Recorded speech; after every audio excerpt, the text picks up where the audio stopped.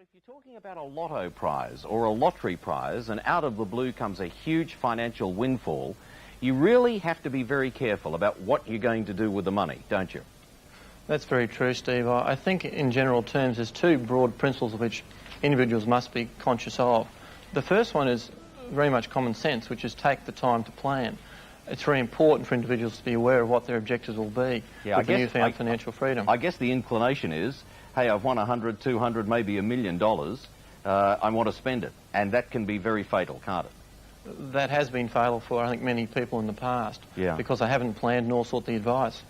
Now, taxation. We should point out that, well, I'll point it out, I think I'm right, that if you win the lottery or lotto or the horse you backed comes home at the races, that is not subject to taxation. Is that right?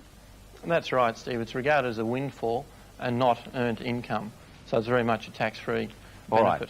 Now, when you talk about you win the money, sit down, work out a plan, itemise the plan for me. What sort of things should one consider? Well, I think the beginning of the step is what are your objectives, what do you want to achieve with the rest of your life, lifestyle-wise and income-wise. Consider the family, but then seek the advice of probably three groups of advisors, one being an accountant, to talk about the tax issues, one being a lawyer, perhaps the family will needs to be updated with the newfound wealth, and one needs to be the financial investment advisor.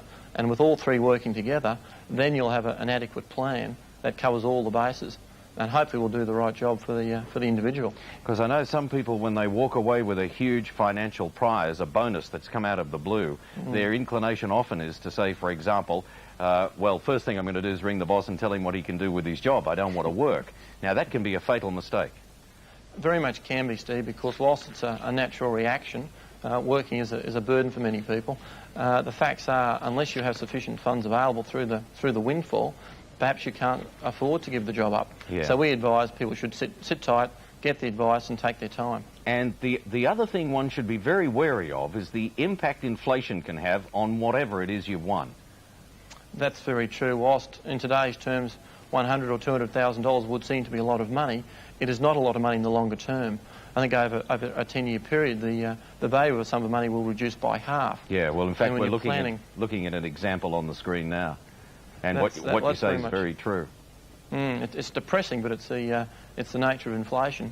And it's very much part of the planning process to see what inflation will do in the future. Okay. So I guess of all the advice you've given us this morning, the key point is get the right advice. Go to the right people who can give you an objective, impartial view on what you're going to do with your money. Yeah, very well said, Steve, and I think that is the most important thing. Once you've got your objectives determined, is what you want to achieve with that advice. All right, Matthew, good to see you, and thanks for joining us from Brisbane this morning.